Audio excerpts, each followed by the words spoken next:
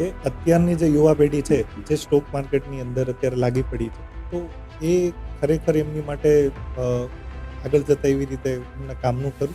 કે યુવા પેઢીમાં પણ ઘણા મિત્રો એવા છે, ઘણો વર્ગ એવો છે કે ખાલી ને ખાલી હર્ષદ મહેતાની સિરીઝ જોઈને જ આવે. અને એના જે બધા ડાયલોગ્સ હતા કે लाला ओल्ड स्कूल हो या न्यू स्कूल, सबके सिलेबस में एक सब्जेक्ट कॉमन होता है, प्रॉफिट.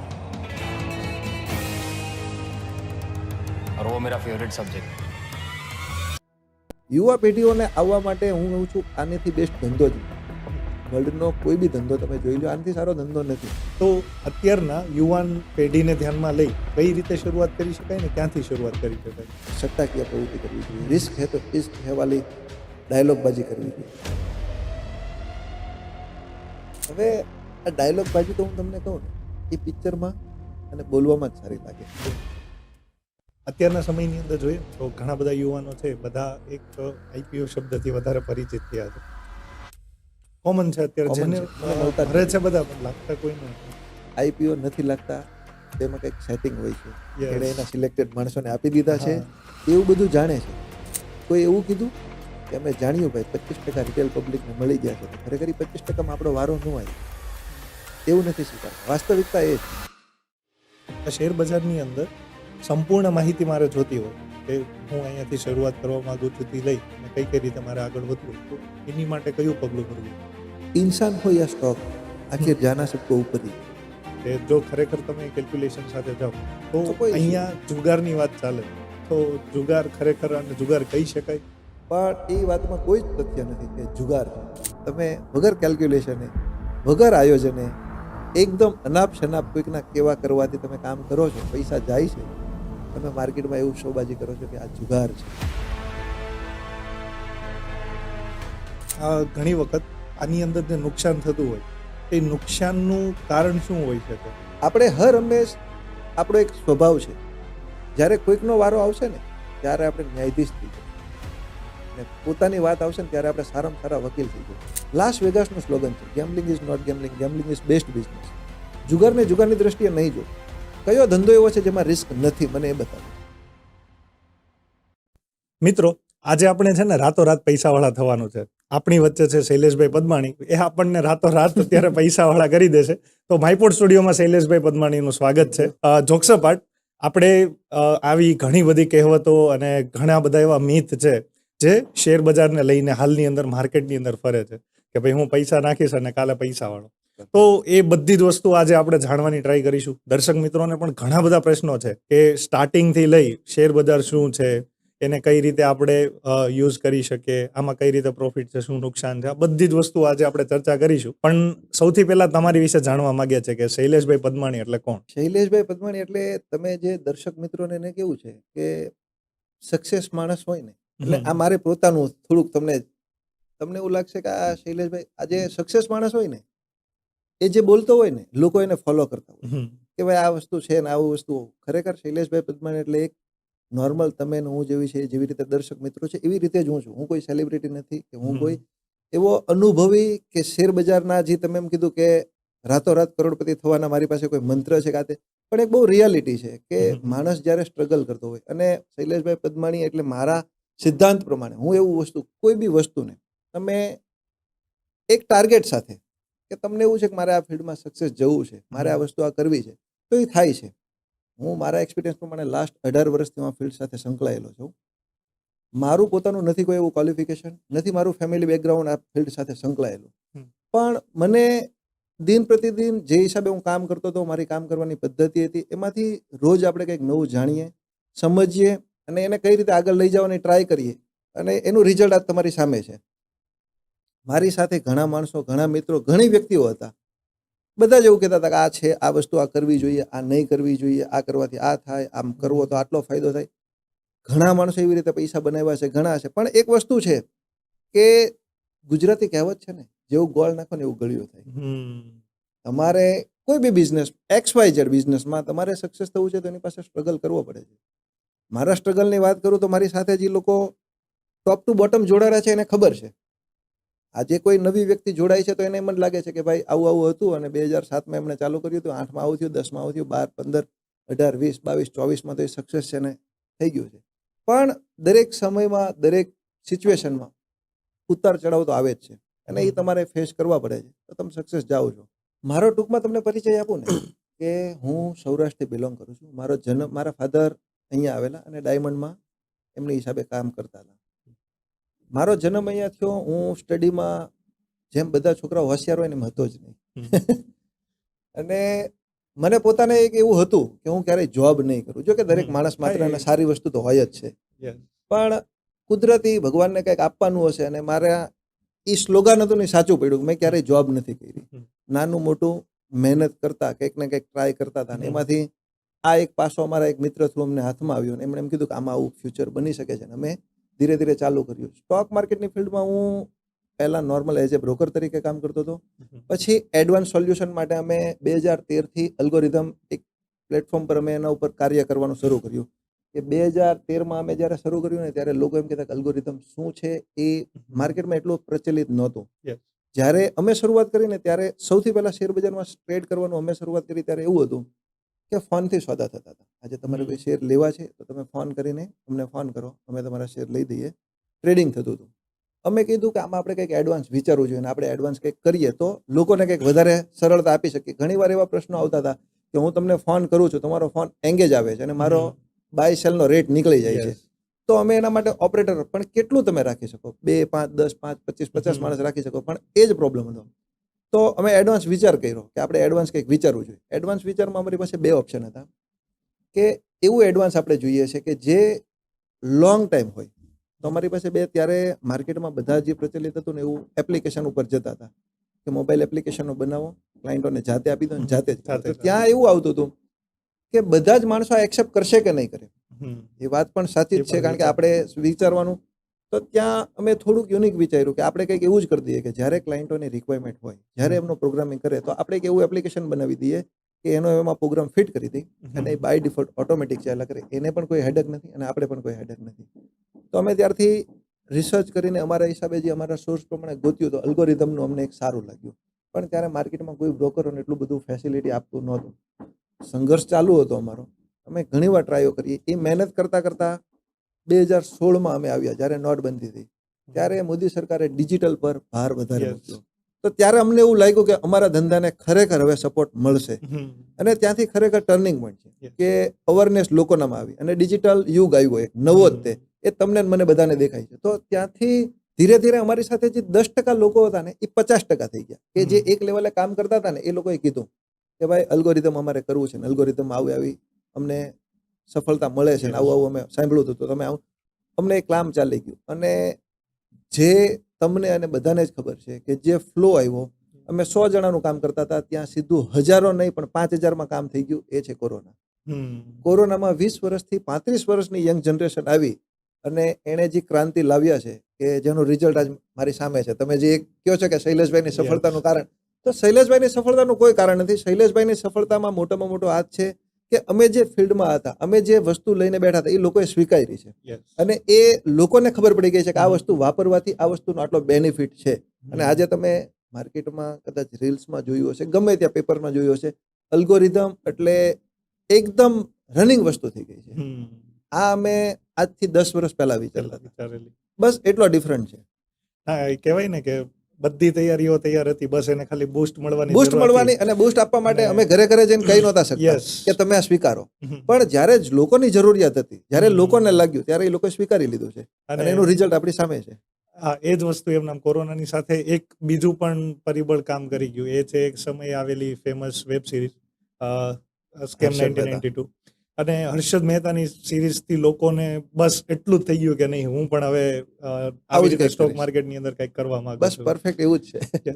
એટલે એની અંદર છે ને સિરીઝની અંદર જ્યારે પણ જોઈએ ને એટલે આમ એક ગુજરાતી તરીકે છે ને ફીલ ડાયરેક્ટ સીધી એવી જ આવે કે નહીં, આ વિચાર તો હું કરું જ છું, આ પણ આવું તો થિંકિંગ મને મારી પણ સાથે થવું જોઈએ.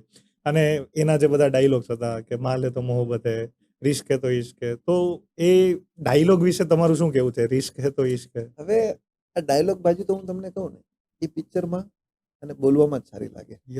રિસ્ક હે તો ઇશ્ક છે, બરોબર. હર્ષદ મહેતા એવું કીધું છે. તમે તમારા મિત્ર વર્ગમાં, મારા ગ્રુપમાં ઘણું સાંભળ્યું હશે. આપણે એમ કે આ કામ નહીં કરવું જોઈએ, આમાં રિસ્ક છે.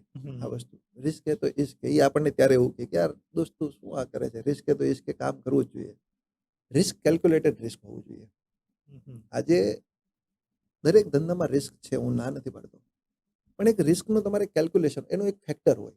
તો એ ફેક્ટર પરફેક્ટ કામ કરે ને તો તમને એ ડાયલોગ બાજી સારી લાગે. પછી તમે એવું રિસ્ક લઈ લ્યો કે આપણી ગુજરાતી ભાષામાં કે આપણે સીધો સીધો કરવો પડે, એમાં તો તમે સમજતા છો એ રિસ્ક લેવાનો કોઈ મતલબ નથી. પછી એને જ્યારે આપણે મળીએ અને ઘણીવાર તમે સાંભળ્યું હશે, આપણે એમ કે તમે આ જમીન વેચી આનું આમ કેમ કર્યું, તો એમ કે હવે એ દૂર ખેતર હતું, એમાં કઈ થતું નહોતું, અમારે જવામાં તકલીફ પડતી હતી, એની કરતા આપણે આ કરી દઈએ. એ આપણને ફિલોસોફી આપે છે. તો એ એક રિસ્ક હે તો ઇશ્ક છે, બોલવા માટે બહુ સારું છે, પણ કેલ્ક્યુલેટેડ રિસ્ક લ્યો તમે, અને કંઈક એના પરિબળો હોય, તમે કંઈક સમજી વિચારીને લ્યો તો એ સારું લાગે છે. નકર મારી દ્રષ્ટિએ રિસ્ક હે તો ઇશ્ક છે એ ડાયલોગ બાજીમાં સારું છે, રિયલ બાકી અપનાવવા જેવું નથી. આ એક મારી પર્સનલ અનુભવ છે, ઓપિનિયન છે. તો આ શેર બજારની અંદર જોઈએ, આપણે બેઝિકથી શરૂઆત કરી. જેમ કે મને કોઈ શેર બજારની અંદર હાલમાં ઝીરો, મને કોઈ વિશે નોલેજ નથી. તો સ્ટાર્ટિંગથી જે આજના યુવાનો છે જેને પણ જોઈએ, બધા પોતાના કોલેજ અથવા કોઈ નાની મોટી નોકરીની સાથે શેર બજારને જોડે છે કે ભાઈ એ વસ્તુની અંદર હું ઇન્વેસ્ટ કરું અથવા શરૂઆત કરું. તો ક્યાંથી શરૂઆત કરવું, કેવી રીતે કરવું? કારણ કે આ બધી વસ્તુ તો આખો દરિયો છે, જેટલું જાણીએ એટલું ઓછું છે. તો અત્યારના યુવાન પેઢીને ધ્યાનમાં લઈ કઈ રીતે શરૂઆત કરી શકાય ને ક્યાંથી શરૂઆત કરી શકાય? જો યુવાન પેઢીમાં છે ને, સૌથી પહેલા તો શેર બજારમાં શરૂ કરવાના છે ને, 2-3 પરિબળો તમે ધ્યાનમાં રાખો ને તો તમને કોઈ ઇશ્યુ જ નથી. એક તો તમારી નજર જોઈએ. નજર મતલબ હું તમને કહું ને કે તમને એ તમારી નજર એટલી બાજ નજર હોવી જોઈએ કે બજારમાં ક્યારે તમારે એન્ટ્રી લેવાની છે. એન્ટ્રી લઈ લીધા પછી તમારી જીગર જોઈએ. જીગર એટલા માટે છે કે આ એક એવી ફિલ્ડ છે કે આજે લઈ લીધું ને કાલે પૈસા મળવાના એવું જરૂરી નથી. એક એનું સ્પેશિયલ ટાઈમ હોય છે કે આ ટાઈમ પૂરતું જ આ કામ કરશો, આ ટાઈમે આટલા પૈસા. એના ગ્રોથ ધીમે ધીમે થાય છે, સ્લોલી ગ્રોથ હોય છે. આજે કોઈ બી વસ્તુ લ્યો તો આજે લીધું ને કાલે એમાં તમને રિઝલ્ટ નહીં મળે. તો આ ફિલ્ડ એવી જ છે, પણ લોકોની માનસિકતા એવી છે, યંગ જનરેશનની, કે આજે શૈલેષભાઈ પોર્ટફોલિયો આ લીધો હતો, નાનું આમ હતું ને કાલે આટલા થઈ ગયા છે. પણ એ એક પરિબળો હતા, સંજોગો હતા, એક્સિડન્ટ હતું. તમે જ્યારે ઇન્વેસ્ટમેન્ટ કરો ત્યારે એક તો તમારી નજર, એક તમારી જીગર અને એક તમારી ધીરજ. ધીરજ એટલા જરૂરી, આ ખૂબ જરૂરી છે. તમારી પાસે આ 3 પાયાના મુદ્દા છે તો તમારે શેર બજારમાં ગમે ત્યારે તમે કામ કરી શકો, તો તમે સક્સેસ જ છો. એનું થોડુંક તમને એક્ઝામ્પલ એવી રીતે આપી દઈશ કે મારા જ ધ્યાનમાં આવેલા 2-4 મિત્રો એવા હતા કે મારે આ પૈસા છે, XYZ કેપિટલ છે, 2, 5, 10 વર્ષ માટે આને આપણે મૂકી દેવા છે, તો આને FD મૂકી દેવાય. તો મેં એમને એવું કીધું કે આ FD મૂકી દેવાય સારી વાત છે, પણ થોડુંક તમારે જો એમાં વધારે રિટર્નની એક્સપેક્ટેશન હોય તો તમે મ્યુચ્યુઅલ ફંડ કરી શકો છો. તમારે થોડુંક વધારે રિસ્ક અને થોડુંક લોંગ ટાઈમ માટે કરવું હોય તો સારા શેર્સ લઈને તમે મૂકી શકો છો. તો કે આપણે શેર્સ લઈને મૂકીએ, આપણે કોઈ આ પૈસા એકદમ ડેડ ઇન્વેસ્ટમેન્ટ તરીકે છે કે આપણે એની જરૂર નથી.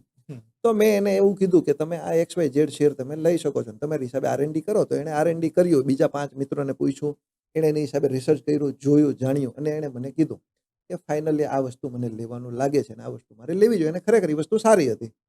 મેં તો 110% તમે રાઈટ છો, આમાં આપણે આગળ વધવું જોઈએ. એ ભાઈએ શેર્સ લઈ લીધા છે. એમની હિસાબે વેલસેટ હીરાની સારી એવી કંપનીમાં કામ કરે છે. એ સેટ થઈ ગયા. 5-15 દિવસ પછી મને એક ફંક્શનમાં મળે છે. તો મને એવું કહે છે કે એક કામ કરવું છે, આપણે જે આ શેર્સ લીધા છે ને એ શેર્સને થોડોક ભાવથી નીચે આવી ગયો છે. હું રોજ જોઉં છું સવારે, એના શબ્દ તમે સાંભળજો, રોજ સવારે હું ઓફિસે જતા પહેલા જોઉં છું અને એ શેર લગાતાર ડાઉન આવે છે. 15 દિવસનું એનું ઓબ્ઝર્વેશન છે. તો એ કે આપણે આમાંથી નીકળીને આપણે આમાં જવું જોઈએ. તો મેં એને ત્યારે એવું જ કીધું હતું કે દોસ્ત તું તો 10-15 વર્ષ માટેની જર્ની હતી, આજે 15 દિવસ નથી હોલ્ડ થતું, તો હવે કઈ રીતે પૈસા કમાશે? તો આવા ઘણા આપણા દર્શક મિત્રો હશે કે એમને તમે પૂછજો, જ્યારે બજારમાં આવે છે ને ત્યારે એ લોકોની એક્સપેક્ટેશન શું હોય છે? આજે મારું XYZ મારી સેલરી છે, મને એટલા પૈસા મળી જાય તો હું બહુ વેલસેટ છું, બહુ હેપી છું. આજે તમે સમજી લો કે તમે એવું વિચારો છો, ટાર્ગેટ લઈને આવો છો કે મને મહિને 25-50 હજાર રૂપિયા મળી જાય તો હું ખુશ છું, મને આમાંથી બીજું કાંઈ એક્સ્ટ્રા નથી જોતું. એક લેવલે એ લોકો કાર્ય કરે છે અને એમના રિસર્ચ, એમના અનુભવ પ્રમાણે એ લોકો એ ટાર્ગેટ હાસિલ કરે છે. તમે જોઈ લેજો, એ લોકોની એટલી તડપ વધી જાય છે, એટલું બધું એવું જાય, રોજના 50,000 પાછળ લાગી જાય છે. તો તમે ધીરજ રાખો. યુવા પેઢીઓને આવવા માટે હું કહું છું, આનેથી બેસ્ટ ધંધો જ નથી. વર્લ્ડનો કોઈ બી ધંધો તમે જોઈ લો, આનાથી સારો ધંધો નથી. પણ તમે એક ધીરજ, નજર અને તમારી જીગર રાખો કે ભાઈ, જીગર એટલે એવી નથી કે લાખના 12,000 થઈ જાય ત્યાં સુધી ઊભું રહેવાનું. પણ તમે એટલું સોલિડ, તમને પ્રેડિક્શન ખબર છે કે આજે મેં આ કામ કર્યું છે તો આનું રિઝલ્ટ આ જ છે. હું ટૂંકું ટચ કહી દઈશ તમને કે આજે તમે અહીંયા એક આંબાનું ઝાડ વાવો છો, તમને ખબર છે તમે કેસર કેરી વાવેલી છે. તમારો મિત્ર ગમે એટલું કહેશે કે દોસ્ત આમાં જામફળ આવશે, આમાં જમરૂક આવશે, આમાં કેરી નહીં આવે, આમાં જાંબુ આવશે, તમે શું કહેશો? કેરી જ આવશે, કેરી જ સ્વાભાવિક આવશે. છે. હું તમને એવું કહી દઈશ કે તમારે આમાં, તમે કેસર કેરી વાવી છે, રાજાપુરી આવશે, તમે સ્વીકારશો? નહીં. તમે કેસર કેરી વાવી કેસર છે તો કેરી. 3, 4, 5 વર્ષે કેસર કેરી જ આવશે. તો એ તમારામાં ધીરજ જોઈએ છે, એ તમારું ફોકસ જોઈએ છે, એ તમારું R&D જોઈએ છે, તમારું રિઝલ્ટ ત્યારે આવશે.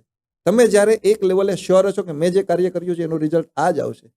કારણ કે શેરબજારમાં છે ને, મારી ભાષા પ્રમાણે યુવા વર્ગને આવે ને ત્યારે એકલા હોય છે. હમ. જ્યારે એ અંદર એન્ટ્રી કરે, તમે હમણાં બહુ સરળતાથી કીધું કે તમને કશું ખબર નથી પડતી, તમે શેરબજાર વિશે જાણતા નથી. નથી જાણતા, તમે એન્ટર કર્યું, તમને કંઈક લીધું, સારું લાગ્યું, તમે પ્રોફિટ કરશો, તમે 2 પૈસા કમાશો એટલે 20 જણામાં સ્પ્રેડ કરશો. આજે હું કમાણો છું, Yes. બરોબર? 20 જણાને કહેશો ને એટલે એ તમારા 20 જણા તમારા ફોલોઅર્સ થઈ જશે કે આ સાહેબ કમાય છે, આ ભાઈ કમાય છે, આપણે આને ફોલો કરવા જોઈએ. તમે કેટલું રિસ્ક લ્યો છો, તમારે કેટલી કેપિટલ છે, તમારો નજરિયો કેટલા દૂર સુધીનો છે, એ 20 જણાને નથી ખબર. તમારે એક્સિડન્ટ થાય છે ત્યારે 20 જણાને એક્સિડન્ટ થાય છે.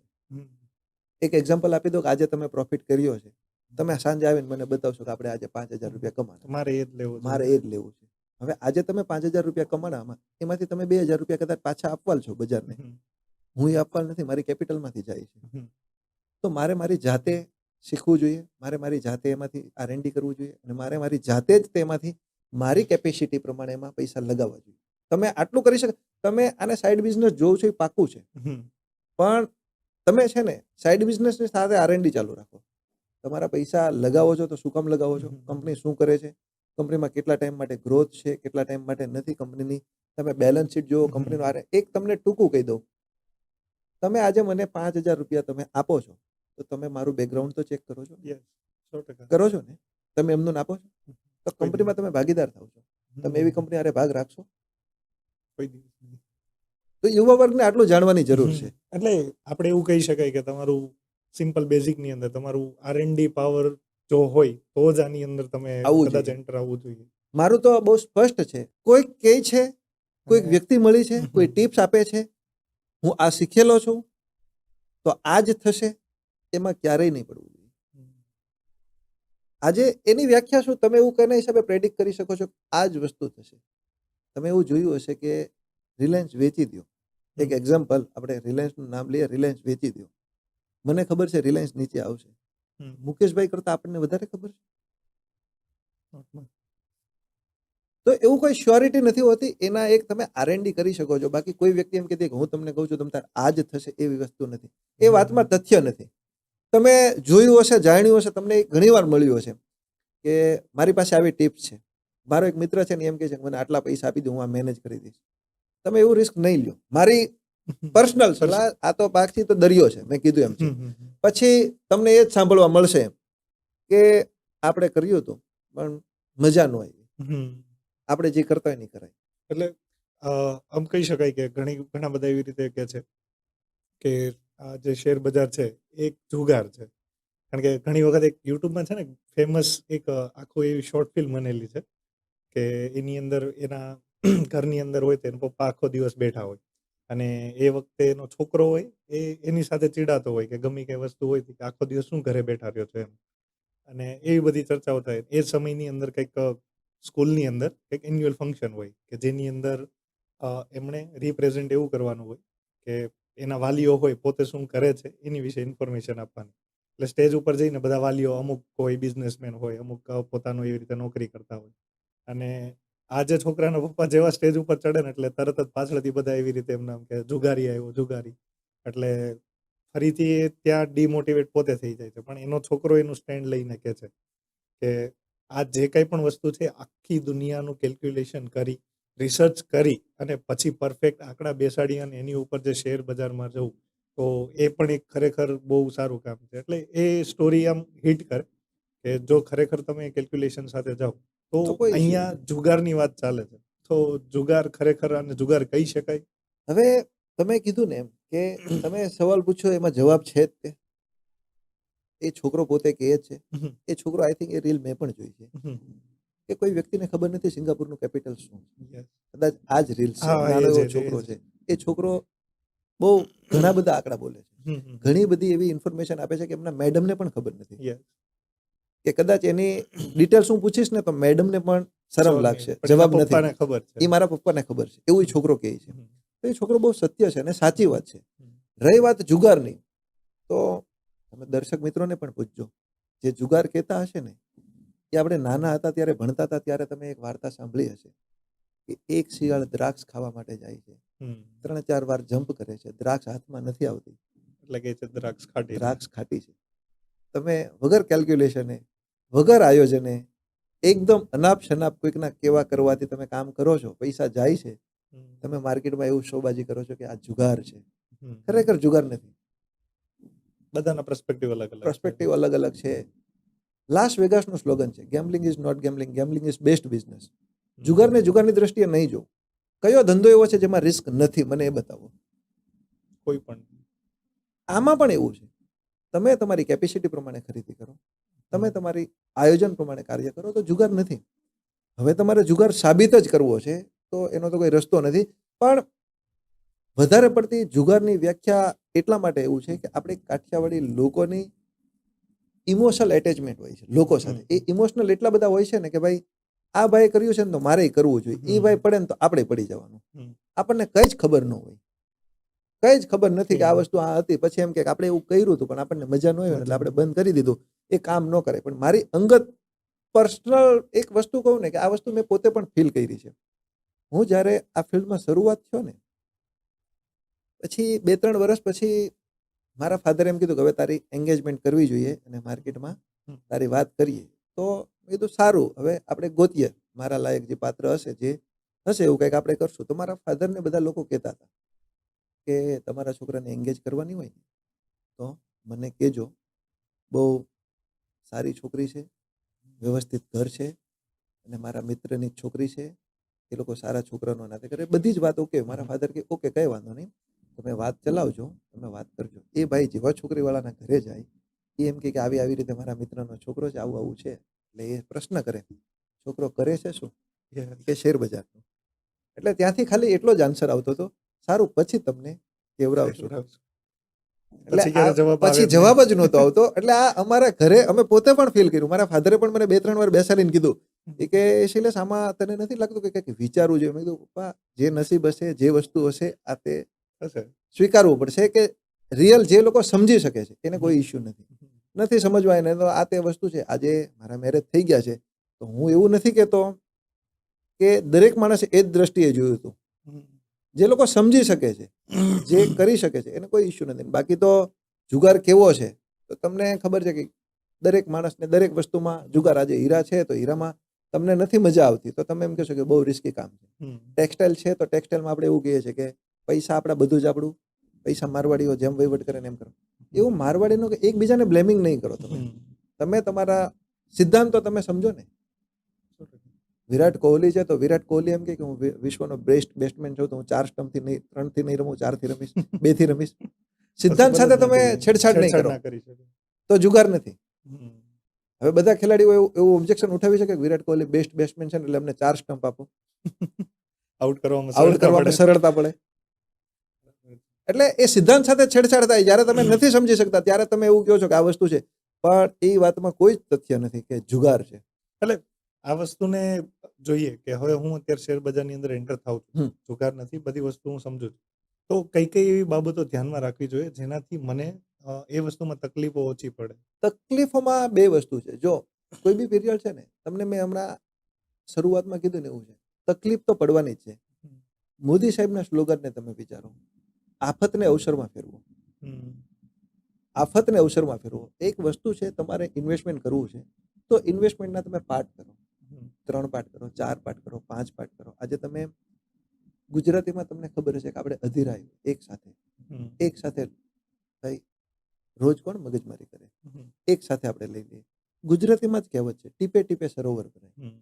ધીરજ રાખો, ધીરજના ફળ મીઠા હોય. આજે તમે ઇન્વેસ્ટમેન્ટ કરવું છે તો તમે સર્વોપરી નથી હું સર્વોપરી, કોઈને નથી ખબર. આજે તમે ઇન્વેસ્ટમેન્ટ કરો છો તો ત્યાંથી નેગેટિવ ઝોન આવવાનો જ છે. પણ તમે એવું કરો, પેન ઇઝ બ્યુટીફુલ.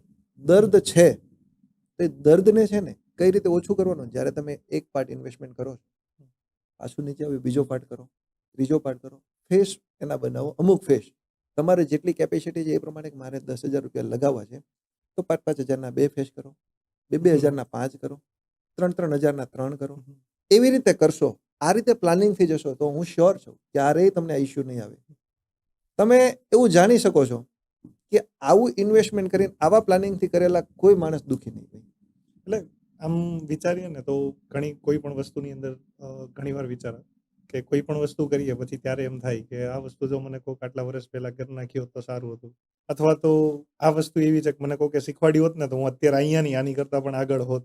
પણ ડેસ્ટિની કેવું છે કે ભગવાને તમને ત્યાં જ લાવીને ઊભા રાખ્યા છે કે જ્યાં તમે હકદાર છો. 100%. હવે ત્યાં પહોંચ્યા પછી તમારે આગળ વધવું છે તો તમારે ત્યાંથી અલગ પ્લાન, અલગ તમારે સ્ટ્રેટેજી ફરીથી શરૂઆત કરવી કરવી જ પડશે. પડે છે. તો આ જ વસ્તુની અંદર જોઈએ કે ઘણી વખત આની અંદર જે નુકસાન થતું હોય તો એ નુકસાનનું કારણ શું હોઈ શકે? નુકસાનનું કારણ તમે કદાચ આપણા દર્શક મિત્રોએ પણ વાંચ્યું હશે, તમે પણ જોયું હશે, વાંચ્યું હશે, સાંભળ્યું હશે. 90% લોસ કરે છે. જેને જોઈએ બધા 90% પબ્લિક લોસ કરે છે. એ સત્ય સનાતન છે. શેર બજારની વ્યાખ્યા શું છે? એક્સચેન્જ. આજે તમારા પૈસા છે મારી પાસે આવે છે, મારા પૈસા છે બીજી પાસે જાય, બીજાના પૈસા ત્રીજા પાસે જાય છે. એ સત્ય સનાતન છે. આમાંથી તમને ક્યારે એવું ડેટા મળ્યા કે રિઝર્વ બેંકે અમુક પૈસા શેર બજારમાં વધી ગયા હતા પાછા લઈ લીધા? એક્સચેન્જ છે. તો તમારા પૈસા ક્યાંક ને ક્યાંક રોટેટ થાય છે. તમે નુકસાન કરો છો તો કોઈક નફો કરે છે, કમાય છે. હવે તમારી પાસેથી શું કામ જાય છે તમારે વિચારવાનું છે. આજે બહુ સરળ ભાષામાં કહી દઉં, તમે અને હું બંને એક જ કંપનીમાં જોબ કરીએ છીએ. એમાં એક સિનિયરની પોસ્ટ ખાલી છે, બંનેનું ઇન્ટરવ્યુ લેવામાં આવે છે. આજે તમે ઇન્ટરવ્યુમાં પાસ થાવ છો, હું પાસ નથી થતો, બહાર આવીને એવું બ્લેમિંગ કરું છું, એને તો સાહેબ અરે સેટિંગ કર્યું હતું, સાહેબને કંઈક રિશ્વત આપી હતી અને એનું સિલેક્શન થઈ ગયું છે. એની કરતાં હું મારી જાતને R&D કરું તો કે મારું સિલેક્શન શું કામ નહીં અને એમનું શું કામ? તો રિઝલ્ટ છે જ તે. વાસ્તવિકતા કોઈ એક્સેપ્ટ કરતું નથી કરતું. અને તકલીફ ત્યાં જ છે ને. આપણે હર હંમેશ આપણો એક સ્વભાવ છે, જ્યારે કોઈકનો વારો આવશે ને ત્યારે આપણે ન્યાયાધીશ થઈ જશું અને પોતાની વાત આવશે ને ત્યારે આપણે સારામાં સારા વકીલ થઈ જશું. જ્યારે વાત મારા ઉપર બ્લેમ આવશે ને ત્યારે હું કહીશ સાહેબ આ હતું, સાહેબ તેવું હતું, સાહેબ પ્રોબ્લેમ હતો, સાહેબ આ હતું ને, એટલે આ જ વસ્તુ હોવી જોઈએ. જ્યારે વાત તમારા નિર્ણયની આવશે ને ત્યારે હું જજમેન્ટ આપી દઈશ, જજ બની જઈશ કે આનું આમ જ હોય. એ તમારે સ્વીકારવાનું છે. વાસ્તવિકતા સ્વીકારો તો બધું તમારી સામે જ છે. અત્યારના સમયની અંદર જોઈએ ને તો ઘણા બધા યુવાનો છે, બધા એક આઈપીઓ શબ્દથી વધારે પરિચિત થયા છે. જેને પણ જોઈએ તો બધા આઈપીઓ ભરવો છે, આઈપીઓ ભરવો છે. કારણ કે હમણાં થોડાક દિવસ પહેલા જ રિસેન્ટલી 2-3 જણાના ફોન આવ્યા હતા કે કોઈની પાસે તમારે ડીમેટ એકાઉન્ટ હોય તો કેજો. મેં કીધું કેમ? કે આઈપીઓ ભરવો છે. એટલે એ ખરેખર એની પાછળનું બધાનું થિંકિંગ હાલની અંદર શું છે? આઈપીઓ એટલે મારી દ્રષ્ટિએ સ્ટોક માર્કેટના શરૂઆતની 5 સીડી છે ને, એમાં આઈપીઓ ભરવા જોઈએ. સારી કંપનીના એક ફંડા એવા હોય છે કે સારી કંપનીઓ જ્યારે માર્કેટમાં આવે છે ત્યારે એના અમુક પ્રાઇઝે એ લોકો માર્કેટમાં ઇન્વેસ્ટરોને એના શેર્સ આપે છે. એ સારી વસ્તુઓ છે. પણ હવે અત્યારના સમયમાં તમને ખબર હશે કે કંપનીને 10 કરોડની જરૂર હોય 100 કરોડ રૂપિયા આપણે આપીએ છીએ. હવે એમાં આપણે તો લકી વિનર વાળી જ વાત થઈ ગઈ. તો જ્યારે કંપનીમાં અને આઈપીઓમાં આટલો ફુગાવો હોય છે ત્યારે સારી કંપનીઓમાં રિસર્ચ કરવું જોઈએ અને સારી કંપનીઓના ભરવા જોઈએ. આઈપીઓ મારી દ્રષ્ટિએ સારી જ વસ્તુ છે, પણ તમારી પાસે એ પણ હશે કે મને નથી લાગતા. કોમન છે અત્યારે, જેને ભરે છે બધા પણ લાગતા કોઈને નથી. તો એ વસ્તુ પાછળ શું રીઝન હોઈ શકે કે પહેલેથી કઈ એવી સ્ટ્રેટેજી કઈ ખરીદાઈ જતા હોય એવું કઈ? દર્શકોને પણ એ જ સાંભળવામાં મજા આવશે અને એને એ જ સાંભળવું હશે કે પહેલેથી સેટિંગ હોય છે, Yes. એણે એના સિલેક્ટેડ માણસોને આપી દીધા છે, હા. અમને નથી આપતા, એવું નથી હોતું. એક રેન્ડમલી સિસ્ટમ હોય છે હમ. કે કંપનીના રૂલ્સ પ્રમાણે કંપનીઓના દરેક આપવાના એક કોટા હોય છે કે 100 વ્યક્તિએ એક વ્યક્તિને આપવાના છે, જેટલું ભરણું થયું હોય છે એ પ્રમાણે. હવે લક બાય ચાન્સ એમાં આપણો વારો જ નથી આવતો તો આપણે એવો બ્લેમ નહીં કરી શકીએ. પણ એવું હોય છે કે જો તમને કંપનીમાં સારું જ્ઞાન છે, કંપની વિશે સારું છે, તો આજકાલ તમે કદાચ સાંભળ્યું હશે, પ્રી આઈપીઓ આવે છે, એમાં પણ તમે લઈ શકો છો. કે જે કંપની લિસ્ટેડ થવાની છે એની પહેલા જ, જ્યારે આજે હું તમને 2-4 કંપની એવી છે કે જે કંપનીઓના હું તમને નામ નહીં આપી શકું, પણ એ કંપનીઓ આજે માર્કેટમાં ચાલે છે. આજથી 2 વર્ષ 5 વર્ષ પછી એના આઈપીઓ આવવાના છે, તો એ અત્યારે તમને સરળતાથી મળે છે, એ તમારે નથી લેવા. રીઝન એમાં 2-4-5 વર્ષનો સંઘર્ષ છે, એનો સમય છે. તમારે તો ત્યારે જ જોઈએ છે કે ઓન બોર્ડ જ્યારે તમારા સામે આવી જાય ત્યારે, તો એમાં તો લાગવાના તમારે ઓછા જ ચાન્સ છે. અને પછી તમારે એમ જ કહેવાનું છે કે આ બધું સેટિંગ જ છે, શેર બજારમાં આ કાંઈ ફાવતા જ નથી. પણ તમે નેગેટિવિટી શું કામ નાખો છો? તમે એમ કહો કે જ્યારે આ કંપની આવવાની હતી ત્યારે એ લોકો શેર આપવાના જ હતા, તો ત્યારે તમે કેમ નથી લીધા? એટલે કંપનીના સંઘર્ષના સમયની અંદર તમે સાથ નથી આપતા. તો પછી આજે તો તમે કેમ મારી પાસે એકસો- સાયકલ છે તો તમારે મારી સાથે નથી આવવું. મર્સિડીઝ છે તો તમે એમ કહેશો કે શૈલેષભાઈ મર્સિડીઝમાં મને લઈ જાઓ, તો તમે એમ કહેશો કે ઈ મોટો માણસ થઈ ગયો, મને બેસાડતો ના- નથી, ના પાડે છે. ના પાડે છે. તો આ તો વાત એવી જ થઈ ને. હમ. અને દર્શક મિત્રો એવું જ સાંભળવા માંગે છે કે તમે કંઈક એવું કહો હમ. કે આમાં સેટિંગ કઈ રીતે હોય છે, આમાં મળે છે કઈ રીતે, એવું કાંઈ જ નથી હોતું. હમ. સંઘર્ષના સમયે તમારી પાસે શ્યોર છે કે આ કંપની સારું કામ કરે છે, આ કંપનીનો ગ્રોથ છે, આ કંપનીમાં બહુ સારું એવું છે, હમ. તો એ કંપનીમાં તમારે કામ કરવું જોઈએ. અને સંઘર્ષના સમયે એના શેર તમારે લેવા જોઈએ, જો તમને એના પ્રમોટર ઉપર તમને ટ્રસ્ટ હોય તો. પછી તો જ્યારે લોકો બોલબાલા કરે છે, જ્યારે એની સાથે એક સારા સમય પહોંચી જાય છે, ત્યારે તમે એમાં પાર્ટનરશિપ માંગો છો તો નથી આપવા. એ તો સીધી વસ્તુ છે. ક્રાઉડનો પાર્ટ બનવા જાવ છો તો એ ક્લાઉડનો પ્રશ્ન પાર્ટ તમે જ રહેવાનો. બનો છો ને. મેં કીધું એમ 10 કરોડની જરૂર છે ને 100 કરોડ આપો છો. Yes. એ માણસને પણ વિચારવા મજબૂર કરો છો કે મારી કંપનીની આટલી મોટી સાઇઝ છે, હવે આમાં હું કઈ રીતે બધાને સાચવીશ. હમ. તમને એક બીજા એક્ઝામ્પલમાં આપી દઉં તો તમારી પાસે વેગેનાર છે, એમાં 5 જણાની જ કેપેસિટી છે, તમારા 25 મિત્ર ભેગા થઈ ગયા છે કે મને લઈ જા, મને લઈ જા. બરાબર. એમાં તમારો કોઈ ફોલ્ટ જ નથી. હમ. તમે ડ્રાઈવરને કીધું જ નથી કે ભાઈ આ 5ને જ બેસાડજે, બાજુમાં રિજેક્ટ કરી દેજે. હમ. તમે વધીને શું કહેશો? કાલ સવારે આપણે 7 વાગે અહીંયાથી નીકળવાનું છે, જે વહેલા હશે એ પહેલા. હમ. એમાં તમે ક્યાં બીજું કંઈ કર્યું? અને જે પેલા એના જેમ કીધું વેગેનાર એની પાસે છે, સાયકલ સમયના હોય એ મિત્રોને પેલા એ મિત્રોને બેસાડવાના. પહેલા બેસાડવાના છે. અને બીજા નંબરમાં એમાં પ્રમોટર કોટા તે બધી જ વસ્તુઓ આવે છે. તો એ તો સીધી વસ્તુ છે કે આઈપીઓ સારી વસ્તુ છે, આઈપીઓ ભરવાઈ જોઈએ, આઈપીઓ. પણ દરેક માણસના મોઢે આ જ વાત આવે છે, આઈપીઓ લાગતા નથી. આઈપીઓ નથી લાગતા તો આઈપીઓ ઘરે પણ નથી રાખતી કંપની. હમ. એ એલોટમેન્ટ તો કરે જ છે ને. તમને એનો ડેટા પણ મળી જાય છે કે પબ્લિક પાસે કેટલા છે, પ્રમોટર પાસે કેટલા છે. તો જેટલા એને ટકાવારીમાં આપવાના છે એ આપી જ દે છે. એના ફેમિલી મેમ્બર પાસે એક શેર પણ નથી જતો. તમે કોઈ બી કંપનીનું તમે આજે છે ને, ઇન્વેસ્ટરો બહુ હોશિયાર થઈ ગયા છે, એને દરેક વસ્તુની ખબર હોય જ છે. તમને કેમ કીધું કે તમને જાણવા મળ્યું, તમને સમજવા મળ્યું કે આઈપીઓ નથી લાગતા. આઈપીઓ નથી લાગતા તેમાં કંઈક સેટિંગ હોય છે, નહીં આપવા હોય એટલે હશે, એના જાણીતાઓને આપે છે, એવું બધું જાણે છે. કોઈ એવું કીધું કે અમે જાણ્યું ભાઈ 25% રિટેલ પબ્લિકને મળી ગયા છે, તો ખરેખર 25%માં આપણો વારો ન આવ્યો, એવું નથી સ્વીકારતા. વાસ્તવિકતા એ છે. એને એવો બ્લેમ કરી દીધો કે એ ભાઈ સેટિંગ વાળું હતું, એને એના સંબંધીઓને આપી દીધા. આ કોઈ પબ્લિક, એ તો આપવા જ માટે જ આવી છે. એને તો એ જ જોઈએ છે એને ને તો કે મને જોઈએ છે પૈસા આપો. પૈસા આપો. એને તો નક્કી કર્યું હતું ભાઈ અમારે 10 કરોડની જરૂર છે, હમ. અમે 10 કરોડ રૂપિયા લઈ લેશું, બાકીનું બધાને આપી દેશું. તો એને એ જ કર્યું છે. એની ઈમાનદારી પ્રમાણે એ પરફેક્ટ ચાલે છે. આપણે ત્યાં મોટું ટોળું થઈ ગયું. આપણે ડિમાન્ડ વધારી આપણે ડિમાન્ડ વધારી છે અને એમાં આપણો વારો નથી આવ્યો. હમ. આપણી સુરતની પરિભાષા પ્રમાણે તમને ખબર હશે, ટ્રાવેલ્સમાં આપણે દિવાળીએ જવાનું હોય, ટ્રાવેલ્સ લિમિટેડ છે, Yes. જવાવાળા અનલિમિટેડ છે, તો ભાવ વધવાનો જ છે. સીધી વસ્તુ છે. કારણ કે એ જ વસ્તુ જે ઓફ સિઝનની અંદર જોઈએ તો સોફાનો ભાવ આપણે એવી રીતે 600 રૂપિયા ચાલતો હોય, સિઝનની અંદર 1500 રૂપિયા. 1500 રૂપિયા. તો એ શું થાય? ડિમાન્ડ છે. ડિમાન્ડ છે. હમ. એ જ વસ્તુ ડિમાન્ડ છે. એ જ વસ્તુ તમારે એનાથી બચવું છે, તમારે એમાંથી નીકળવું છે. તો તમે ટ્રાવેલ્સ એસોસિએશન પર બ્લેમ નહીં કરો. હમ. તમે 2 મહિના 4 મહિના તમને ખબર છે તમારી દિવાળીએ તમારા વતન જવું છે, તો તમે ટ્રેનની ફેસિલિટી છે એમાં ઓનલાઈન બુકિંગ કરાવો. હમ. એ આપણે નથી કરવું, બ્લેમ કરવો છે. એટ ધ મોમેન્ટ ત્યારે એવી રીતે હું જ્યારે જશે, જાઉં જોયું આ જશે. છે ને, હું ઓછા મૂવી જોઉં છું, પણ મેં સાંભળેલી વસ્તુ પ્રમાણે અમિતાભ બચ્ચનનું આઈ થિંક એક પિક્ચર છે. પિક્ચરમાં એમ કહે છે, શહેનશાહ જહાં સે ખડા હોતા હૈ લાઈન વહાં સે શરૂ હોતી હૈ. આપણા બધાનો એટીટ્યુડ એવો છે, આપણે જ્યાંથી કહીએ ને ત્યારથી બધાને સ્ટાન્ડર્ડમાં આવી જાઓ ને એ લાઈન પ્રમાણે એ સેટિંગ પ્રમાણે કરી દો. એવું વાસ્તવિકતા નથી. જો એ તમે સ્વીકારી લ્યો તો તમને કોઈ પ્રોબ્લેમ જ નથી.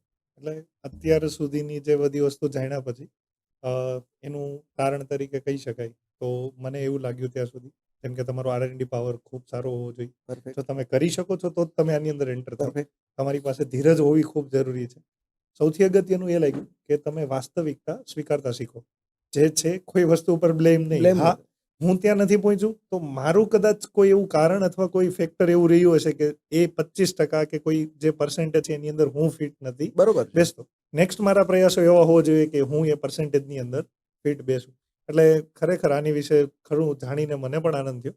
તો તમારી જે અત્યારે હાલની તમારી કંપની ચાલે છે તો એની અંદર આઈ થિંક તમે બધાના પોર્ટફોલિયો હેન્ડલ કરો, તમારી પાસે સોફ્ટવેર છે. તો એની વિશે થોડુંક દર્શક મિત્રોને જણાવજો કે તમે કઈ રીતે વર્ક કરો છો. હવે તમે જે હમણાં કીધું ને કે તમે પોર્ટફોલિયો હેન્ડલ કરો છો, સૌથી પહેલા તો અમે પોર્ટફોલિયો હેન્ડલ કરતા જ નથી. ઓકે. આજે સમાજમાં જે કામ કરીએ છીએ, જે વસ્તુ છે ને, બધાને એવું છે પોર્ટફોલિયો. અમે કોઈ પોર્ટફોલિયો મેનેજ નથી કરતા. ઇન્વેસ્ટરોને પડતી અગવડતાનું અમે એક સોલ્યુશન આપીએ છીએ. ઓકે. આજે અમે એમાં અમારા કોઈ રોલ મોડલ એવા નથી કે એના પોર્ટફોલિયોમાં અમે કંઈ કરીએ. અમારી આજની કંપનીનો થોડી બ્રીફ તમને આપું. કંપનીમાં આજે 100 થી વધારે એમ્પ્લોયનો સ્ટાફ છે. પેન ઇન્ડિયા અમારી પાસે જે ઇન્વેસ્ટરો છે, જે ઇન્વેસ્ટરોને ઇન્વેસ્ટમેન્ટ કરવામાં પડતી અગવડતાને અમે સગવડતામાં ફેરવી આપીએ છીએ. એક એક્ઝામ્પલ તમને આપી દઉં છું.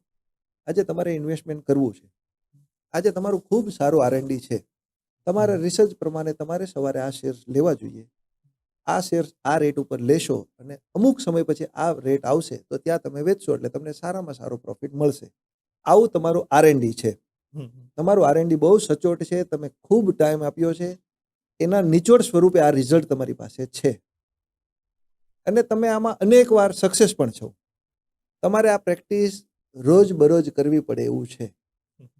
આ વસ્તુ તમે એક ફ્રી વ્યક્તિ તરીકે કરી શકશો, પાર્ટ ટાઈમ તરીકે નહીં થાય. તો એના માટે અમે સોલ્યુશન આપ્યું છે. અમારું અલ્ગોરિધમનું સોફ્ટવેર છે. અમારા સોફ્ટવેરમાં તમે તમારા સિદ્ધાંતો, તમારી જે કંઈ કન્ડિશનો છે, તમારા જે કંઈ ક્રાઇટેરિયા છે એ અંદર એડ કરી દો, એને રન કરી દો. એ તમારું સેલ્ફ સેક્રેટરી તરીકે તમારું કાર્ય કર્યા કરશે. પોર્ટફોલિયો મેનેજ કરવામાં એવું છે, અમે જ લઈએ છીએ, અમે જ કરીએ છીએ અને તમને ખાલી રિઝલ્ટ આપી દઈએ છીએ. પોર્ટફોલિયો મેનેજમાં આવું હોય છે. પોર્ટફોલિયો મેનેજ અમે નથી કરતા. એનું રીઝન છે કે તમારી રિસ્ક પ્રોફાઇલ અલગ છે, બીજાની અલગ છે, ત્રીજાની અલગ છે. અમે એવું કહીએ છીએ કે તમારી પાસે સારા આઈડિયા છે, સારું R&D છે, તમે જાતે તમારા એડવાઇઝર બનો, જાતે તમારું ફંડ મેનેજ કરો, તમે તમારા પૈસાના માલિક બનો. એ સિદ્ધાંતો તમે મારા સોફ્ટવેરમાં નાખો અને એનું એક્ઝિક્યુશન લો અને આનંદ કરો. અમારી પાસે સોફ્ટવેરમાં એવું છે કે તમે એવું કીધું છે કે આજે આ વસ્તુ આટલા રેટ ઉપર લેવાથી આ વસ્તુ આટલા રેટ ઉપર મારે વેચવાની છે. જ્યારે એ રેટ આવે ને ત્યારે રિયલમાં તમે બીજા કાર્યમાં છો. એકવાર એવું સમજી લ્યો, એ રેટ પર તમે ત્યારે ફ્રી છો. સવારે 9, 9:30, 10, 11 વાગ્યા સુધીમાં આવી ગયો છે, તમે લઈ લીધા છે. તમારે XYZ પર વેચવાના છે. તમે એવું કહો છો કે ચાલો ભાઈ એ ભાવ આવશે તો આપણે વેચશું, આપણને સસ્તા ભાવે શેર મળી ગયા છે, સારા ભાવે, અને 1, 2, 5 દિવસ પછી એ ભાવ આવશે એટલે હું પ્રોફિટ કરીને એક સારો નફો બુક કરીશ. જ્યારે નફાનો ભાવ આવે છે ત્યારે ખરેખર તમે કોઈની બર્થડે પાર્ટીમાં હશો, તમારા ફ્રેન્ડ સાથે ટૂર ઉપર હશો, કંઈક મેડિકલ સિચ્યુએશન હશે, કંઈ પણ XYZ સમાજમાં છે, બધા કાર્ય હોય છે, કોઈ પણ હોઈ શકે છે. તો એ વસ્તુ એ ભાવને ટચ પણ કરશે. અને જ્યારે તમે તમારા રિયલ કામમાંથી ફ્રી થશો ને જોશો તો પાછું નીચે આવી ગયું હશે. તો તમે કહેશો કે આપણી ઓપોર્ચ્યુનિટી તો ચાલી ગઈ, શેર ત્યાં તમારી રાહ તો જોવાનો નથી. તો એ ઓપોર્ચ્યુનિટી મિસ નહીં થાય. તમારે એટલું બધું હેડક નહીં લેવું પડે. એના માટેના અમારા સોફ્ટવેરો છે કે તમારે કંઈ જ નથી કરવાનું. અલ્ગોરિધમનું મેઇન પાયાના સિદ્ધાંતો એ જ છે. તમે તમારી આયોજના, તમારા જે કાંઈ સિદ્ધાંતો છે, જે કાંઈ વ્યૂહરચના છે, એની અંદર તમે કોડ કરો. એ કોડ કરીને એને ચાલવા દો. તો એ રીતે તમે કરી શકો છો. અને એ રીતે અમારી સાથે ઇન્ડિયાના 75 થી વધારે બ્રોકરો છે. આજે અમારી સાથે કામ કરવા માટે તમારે કોઈ જ એવી કન્ડિશન નથી કે તમે આ જ બ્રોકર સાથે કામ કરશો તો જ તમારું આ કાર્ય થઈ શકશે. તમે જ્યાં છો ત્યાં, તમે તમારી જે પરિસ્થિતિમાં છો ત્યાં અમારું સોફ્ટવેર તમે ત્યાં વાપરી શકો છો. અમારા સોફ્ટવેરના તમે બેનિફિટો લઈ શકો છો.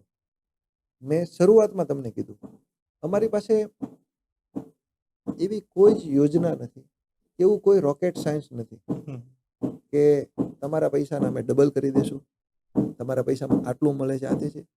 જે કાંઈ અમારા પાસે છે એ સિદ્ધાંતો છે, ડિસિપ્લિન છે. આજે તમે ડિસિપ્લિનથી કાર્ય કરો તો મારા સોફ્ટવેરની કોઈ જરૂર નથી, પણ ડિસિપ્લિન નથી, ઇમોશન આવી જાય છે.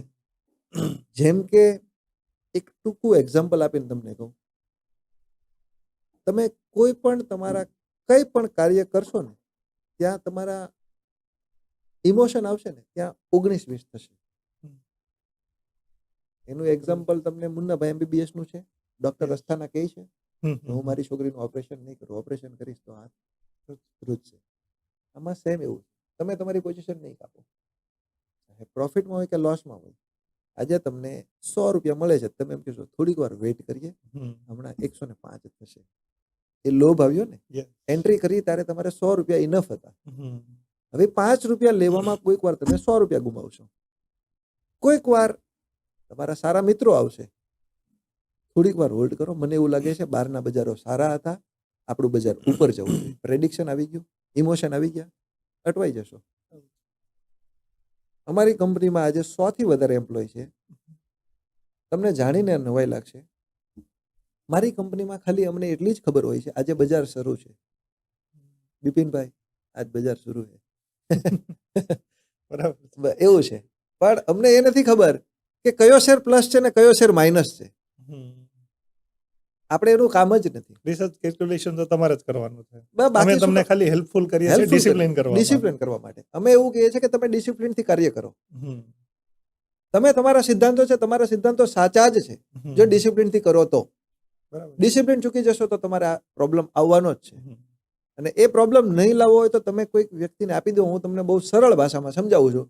આજે તમે રાત્રે મોડા સુધી કાર્ય કર્યું છે, સવારે તમારી વાઈફને, તમારા મમ્મીને, તમારા ભાભીને, તમારા બેનને, XYZ વ્યક્તિને તમે એવું કીધું સવારે 3 વાગે મને જગાડજો, મારે સ્ટડી કરવાનું છે, મારે જોબ માટે બહાર જવાનું છે, મારે ફિલ્ડ વર્ક માટે બહાર જવાનું છે, મારે મુંબઈ જવાનું છે, બેંગ્લોર જવાનું છે, કલકત્તા જવાનું છે, ફ્લાઇટ પકડવાની છે, ટ્રેન પકડવાની છે, બસ પકડવાની છે. તમે આ પ્રેક્ટિસ 5 દિવસ કરજો. 6થા દિવસે તમારા ઘરમાંથી કોઈ વ્યક્તિ કહેશે થોડીક વાર સુવા દે ને, બિચારો 12 વાગે સૂતો હતો, 3 વાગે નીંદર પૂરી નહીં થાય, થાક્યો હશે, આ તે હશે, ઇમોશન આવી ગયા. એ થોડીક વાર બિચારાને સુવામાં એની ફ્લાઇટ મિસ થશે, એની ટ્રેન મિસ થશે, એની બસ જશે.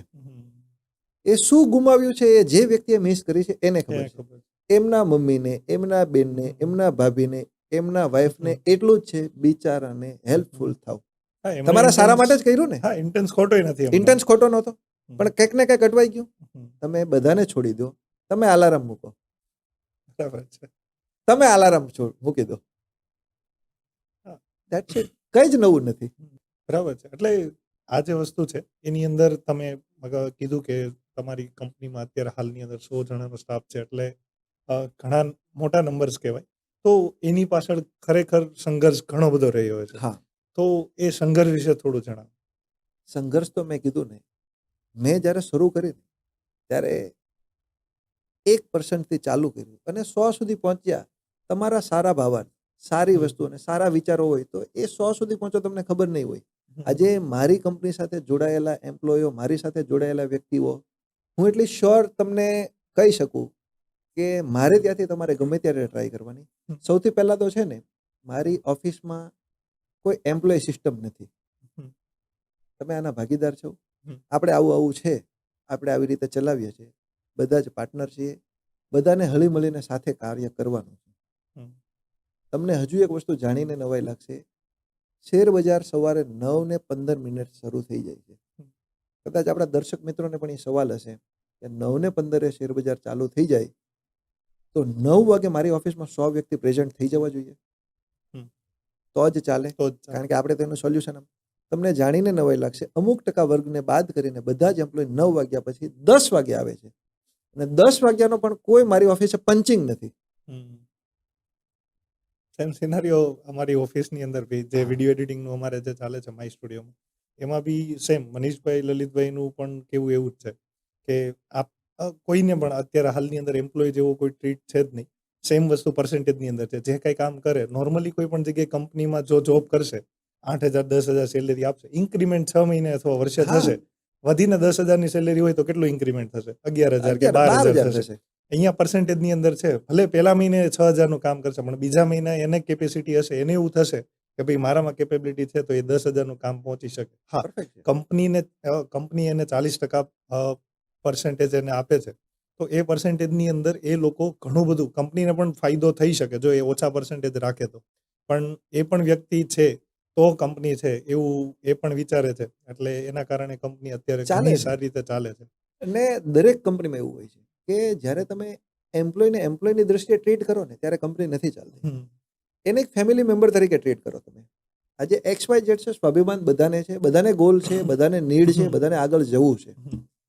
પણ તમે એવું કહો મારા અંગત સ્વાર્થ માટે હમ. આ એમ્પ્લોયને આટલા ટાઈમ માટે આપણે આ કાર્ય કરાવશું તો આમાંથી આપણને આટલો બેનિફિટ, તમે એવું વિચારો એને કેટલો બેનિફિટ થાય તો એ તમારામાં કાર્ય કરે. ફાયદો થશે તો જ ફાયદો અહીંયા થશે તો રહેશે. થશે ને. તમે આજે કોઈ પણ વ્યક્તિ માત્રને તમે કોઈક વસ્તુ કહેશો તો શરમમાં, તમારી રિસ્પેક્ટમાં 1-2 વાર કાર્ય કરશે. ફ્રીમાં તો કોણ કરે છે? બહુ દેશી ભાષામાં કહીએ તો ઘોડો ઘાસ હારે દોસ્તી કરે તો ખાય શું? બરાબર છે. ઘોડો ઘાસ હારે દોસ્તી કરશે તો ખાશે શું? હમ. એમ્પ્લોય છે એ તમારી કંપનીમાંથી તમે એને ઇન્ક્રીમેન્ટ નથી આપતા, તમે સમજી લો એનું પ્રમોશન નથી આપતા, તમે એને પૂરતી નીડ પ્રમાણે તમારો ગ્રોથ થાય છે, એનો ગ્રોથ નથી થતો, તો એ કેટલો ટાઈમ ચાલશે? એ તો બીજો રસ્તો ગોતશે જ, કારણ કે એને આજે પોતાનું તમારી future- જરૂરિયાત 10,000ની છે, હું તમને 8,000 આપું છું તો તમે 2,000 રૂપિયા બીજે ગોતશો ને ગોતશો. હમ. એ સત્ય સનાતન છે. તો તમારે ચલાવવું હોય, તમારે આ કરવું હોય તો એક ફ્લેક્સિબલ હોવું જોઈએ અને બધા જ વ્યક્તિઓને કે આગળ જવાનો એક રસ્તો હોવો જોઈએ. કે કોઈ વ્યક્તિ માત્રને એવું નથી કે આજે આ નવો છે કે તમે તમારી સ્કિલ પ્રમાણે સ્કેલ કરો, કોઈ ઇશ્યુ નથી. તમે એવું મારી ઓફિસમાં એવું જ છે. એવું નથી કે આ 6 મહિના જૂના છે તો આને આ જ હોવું જોઈએ, આનું આ આટલું જૂનું છે. તમે તમારી સ્કિલ પ્રમાણે, અને આજે તમને જાણીને નવાઈ લાગશે, તમે મારી ઓફિસ વિઝિટ કરજો. મારી ઓફિસમાં આજની તારીખમાં પણ એક પણ ડિપાર્ટમેન્ટમાં એક પણ વ્યક્તિ એવો નથી કે એ વ્યક્તિ કહી શકે કે ભાઈ આ વસ્તુ થાય ને તો મને બીજો ચાન્સ જોઈએ છે. હું અત્યારે સ્ટુડિયોમાંથી કહું છું એવું નથી, તમારે ડાયરેક્ટ ઇનડાયરેક્ટ ગમે તે મારા એમ્પ્લોયને ઓફર કરવાની છૂટ છે. હમ. અને ઓલમોસ્ટ મારે ત્યાં 80% લેડી સ્ટાફ છે. હમ. તમને જાણીને નવાઈ લાગશે, 80% લેડી સ્ટાફ છે. એ બધી જ લેડીઓ એનું સ્ટડી કમ્પ્લીટ થયું ત્યારથી જોઈન્ટ થયા છે. મારી પાસે એવી પણ એમ્પ્લોય છે કે એમના મેરેજ પછીનો જે મેરેજનો ડ્રોડાઉન લીધો, એ પ્રેગ્નન્સીનો ડ્રોડાઉન લીધો છે, એ ત્યાર પછી પણ આજે રનિંગ છે. હમ.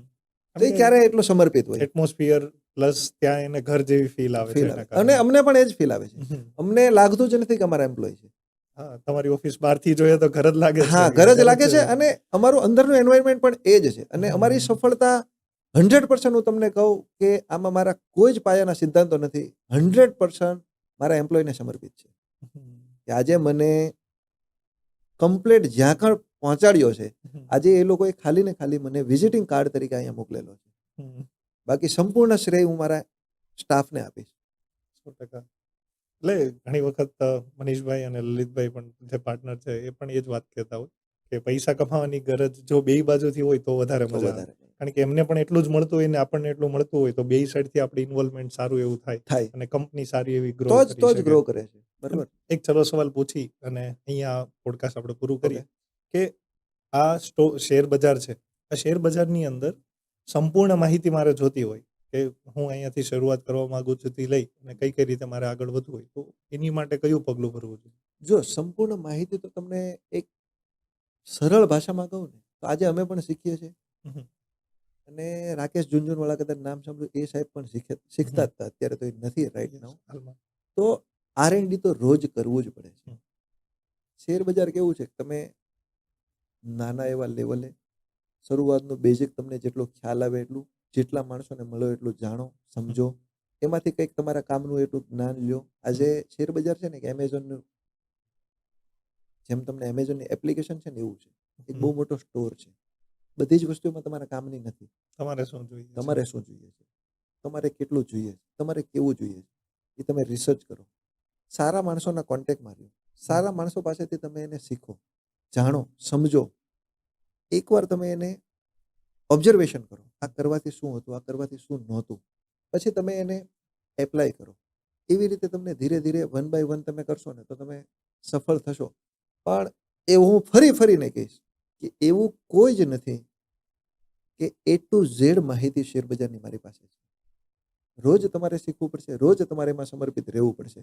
શેરબજાર શીખવા માટેના પણ હું તમને કહી દઉં, જાતે તમે જેટલું R&D કરશો, જાતે તમે જેટલું એમાંથી શીખી શકશો એટલું જ તમારા કામમાં આવશે. કોઈ વ્યક્તિ તમને શીખવાડી જશે તો અત્યારનું શીખવાડી જશે. આજે બહુ સરળ ભાષામાં કહું, તમે સાંભળ્યું જ હશે, નોકિયા કોઈ પ્રોબ્લેમ નહોતો, સારામાં સારી બ્રાન્ડ. એમ્બેસેડર કોઈ પ્રોબ્લેમ નહોતો, સારામાં સારી બ્રાન્ડ. શું પ્રોબ્લેમ આવ્યું? R&D, research. નોકિયા વાળાએ જ્યારે એમનું વર્ઝન ચાલતું હતું ત્યારે એવું કીધું હતું, અમે સર્વોપરી છીએ, અમારે કઈ જ આમાં નવું જૂનું કરવાની જરૂર નથી, જે ચલાવી છે ચલાવો. સમય સાથે અપગ્રેડ સમય સાથે અપગ્રેડ ન થયા, રિઝલ્ટ તમારી સામે છે. શેરબજાર એ જ વસ્તુ છે, સમય સાથે અપગ્રેડ થાવ, સમયને જે જોઈએ છે, જેટલું એડવાન્સ આવે છે એટલું તમે કરતા જાઓ, વિચારતા જાઓ, ચાલે છે. આજે તમે જે કંઈ કાર્ય કરો છો, તમને ફરીને એકવાર એક વસ્તુ હું દર્શકોને કહીશ જેનાથી એને પણ ખ્યાલ આવશે. આજે તમે કોઈ સારી કંપનીનું રિસર્ચ કર્યું છે, તમે એવું કહો છો કે મારે 20 વર્ષ પછી આ પૈસા જોઈએ છે, કંપની સારી છે, 20 વર્ષ માટે સારી છે એવું હું નથી લખી આપતો. તમારે એને રોજ ફોલો લેવું પડે છે. કંપની જ્યારે એના એક ક્રાઇટેરિયામાંથી બહાર આવે તો તમારે એમાંથી બહાર આવવું પડે, સ્વીકારવું પડે છે. આ તમારું શેરબજારની સફળતા. આજે તમે એવું કહી દીધું કે ભાઈ XYZ કંપની સારી છે, 20 વર્ષ પછી મને ને તમને ખબર નથી એમાં શું થશે. નેગેટિવ હોય તો એમાંથી સ્વીકારી નીકળવું પડે. બહુ જ સરળ ભાષામાં તમને કહો, આજે શૈલેષભાઈ સાથે તમે વ્યવહાર કર્યો છે, શૈલેષભાઈ એના સિદ્ધાંતો ભૂલી ગયા છે, એનો ડાઉનફોલ ચાલુ છે, એ સિદ્ધાંતોને અગેન્સ્ટ કામ કરે છે, તો એની સાથે તમારે વ્યવહાર કટ કરવો જોઈએ. બહુ સારા મિત્ર હતા, જૂના મિત્ર હતા, તમે તમારી ડેમેજ કરો છો કેપિટલ. જ્યાં સુધી સિદ્ધાંત પ્રમાણે ચાલતા ત્યાં સુધી તમે સાથે છો, સાથે છો, એ રસ્તો બદલે છે તો તો તમારે તમારે પણ મૂકી ત્યારે દેવાનું. આજે તમને હું કહી દઉં છું કે આપણે અહીંયાથી XYZ પોઈન્ટ પર પહોંચવું છે, તો તમને બેઝિક રસ્તો ખબર છે કે અહીંયાથી જ જવાય છે. તમને એમ લાગે કે રોડ ખોટો છે, 2 મિનિટ ગાડી ઊભી રાખો, તમે ચર્ચા કરી લ્યો, વિચારી લ્યો, અથવા તમે એને ટાટા બાય બાય કરી દો કે આ રૂટ આપણો નથી. શેર બજારના સફળતાના સિદ્ધાંતો આ જ છે. તમારા રૂટ પ્રમાણે ગાડી ચાલે છે તો તમે બેસો, નથી ચાલતી તો તમે નીકળી જાઓ. એની સાથે લગ્ન નહીં કરો. શેર બજાર સાથે તમે કોઈ બી સ્ક્રિપ્ટ કે કોઈ બી ઇન્વેસ્ટમેન્ટ કરો ત્યારે તમે એની સાથે જોડાયેલા નહીં રહ્યો, એના કાર્ય સાથે જોડાયેલા રહ્યો. એ સારા કાર્ય કરે છે, સારું કામ કરે છે, એ જે આપણે વિચાર્યું હતું એ દિશામાં છે તો આપણે કાર્ય કરવાનું છે, નકર નથી કરવાનું. એને છોડતા શીખો. એટલે તો મેં તમને કીધું ઇમોશન. આજે લલિતભાઈની કંપની છે, લલિતભાઈના શેર્સ આપણી પાસે છે, લલિતભાઈ સિદ્ધાંતો બહાર છે તો એ શેર વેચી નાખો. આપણા મિત્ર છે એવું નહીં ગયો. એક ઝટકે આપણને દુઃખ ન થવું જોઈએ, છોડી દો. જે માણસ શેર બજારમાં કાર્ય કરવું હોય એ ફટ ડિસિઝન, એક ક્લિક ડિસિઝનમાં છોડી શકતા હોય એ માણસ જ કાર્ય કરી શકે. મારી ટૂંકા એક્સપિરિયન્સ પ્રમાણે, મારા અનુભવ પ્રમાણે હું તમને કહું ને, એટલું શીખો. તમે વેચીને અફસોસ કરો, રાખીને અફસોસ નહીં કરો. ડીપ લાઈન છે ખરેખર. ડીપ લાઈન તમને એવું સમજાવું કે તમે શેર લીધા છે, તમને તમારી કેપેસિટી પ્રમાણે પ્રોફિટ મળી ગયો છે, તો તમે એને તમારા જેટલા ભાગના છે એટલા પૈસા લઈને નીકળી જાઓ. એ થોડોક આગળ બી જશે, ડબલ બી જશે, જમે એટલો જશે. તમે તમારા સિદ્ધાંત પ્રમાણે લઈને એમાં છૂટી જાઓ. તમે એમ કહેશો કે હજી હજી હજી હજી, એક સમયે રબર હોય ને એને ખેંચો ને આટલું લાંબુ થાય, આટલું થાય, આટલું થાય, પછી તૂટી જાય. તો તમે એને જેટલું ખેંચશો ને કે હજી પ્રોફિટ, તો એક સમયે તો નીચે આવવાનું જ છે. તો ત્યારે અફસોસ થશે. તમે તમારા સિદ્ધાંત પ્રમાણે છો કે મારે આટલા જ જોતા હતા એટલા લઈને નીકળી જાઓ ને, એ પૈસા બીજે લગાવો, એને મૂવ કરો, એને ચર્નિંગ કરો. બજાર રોજ ચાલુ થાય છે, રોજ નવી ઓપોર્ચ્યુનિટી અને રોજ નવા કાર્ય માટે તમને આમંત્રણ આપે જ છે. આવી જાઓ, કામ કરો. તમે પણ તમે નથી કરી શકતા કારણ તમારા ઇમોશન આવી ગયા છે. એક સવાલ એ પણ કે અત્યારની જે યુવા પેઢી છે જે સ્ટોક માર્કેટની અંદર અત્યારે લાગી પડી છે, તો એ ખરેખર એમની માટે આગળ જતા એવી રીતે એમના કામનું ખરું? જો આજની યુવા પેઢી છે ને, એ ખરેખર જે કાર્ય કરી રહી છે એના માટે જ અત્યારનો યુગ છે. તમે બહુ સરળ ભાષામાં કહું તો આજથી ઘણા વર્ષો પહેલા આપણે કોઈ પણ કાર્ય આપણા મમ્મી પપ્પા કે XYZ આપણા વડીલો આપણને કહેતા હતા. એક મારું બેઝિક એક્ઝામ્પલ તમને આપી દઉં કે તમારે લાઇટ બિલ આપણને પૈસા આપે ને આ લાઇટ બિલ તમારે જમા કરાવવા જવાનું અને આપણે ત્યાં કલાક લાઈનમાં પણ ઊભા રહેતા હતા. અત્યારની યુવા પેઢી કંઈ નહીં કરે, એને સ્માર્ટ વર્ક જોઈએ છે, હાર્ડ વર્ક નથી કરવું.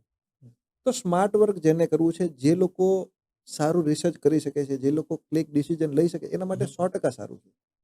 પણ ફરી હું પાછો એવું જ કહીશ કે યુવા પેઢીમાં પણ ઘણા મિત્રો એવા છે, ઘણો વર્ગ એવો છે કે ખાલી ને ખાલી હર્ષદ મહેતાની સિરીઝ જોઈને જ આવે છે. હું પણ કંઈક કરી શકું, હું પણ. એવું નથી. શોર્ટકટ કઈ દુનિયામાં છે જ નહીં. એવું ઘણા માણસો એવું કહે છે કે મારી પાસે બધું જ આવી ગયું છે, બધું જ હું કરે. એવું કોઈ વસ્તુ હોતી નથી. તમે સાચા દિલથી, સાચી મહેનતથી અને સાચા ગોલ સાથે કાર્ય કરો ને તો જ સફળતા મળે છે.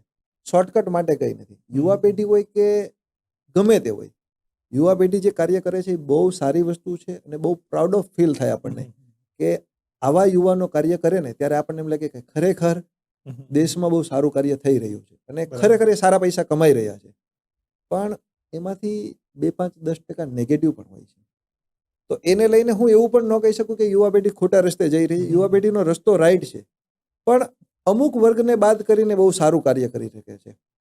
તો કોઈ પણ ફિલ્ડની અંદર એ તો એવું હોય છે. બધી જ વસ્તુની અંદર એનો નેગેટિવ પાસું અમુક હોય પાર્ટ જ હોય છે કે અમુક પાર્ટ 100% સક્સેસ પણ નથી ને 100% ફેલિયર પણ નથી હોતા.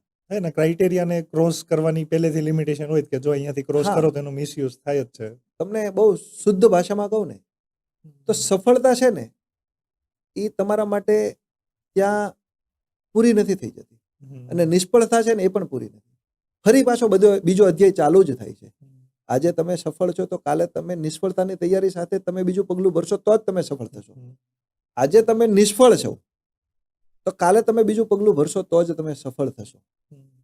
તો તમે સફળતા મેળવી લીધી ને તમે એવું કહેતા હોય કે હવે હું દુનિયા જીતી ગયો છે, તો ખોટું છે.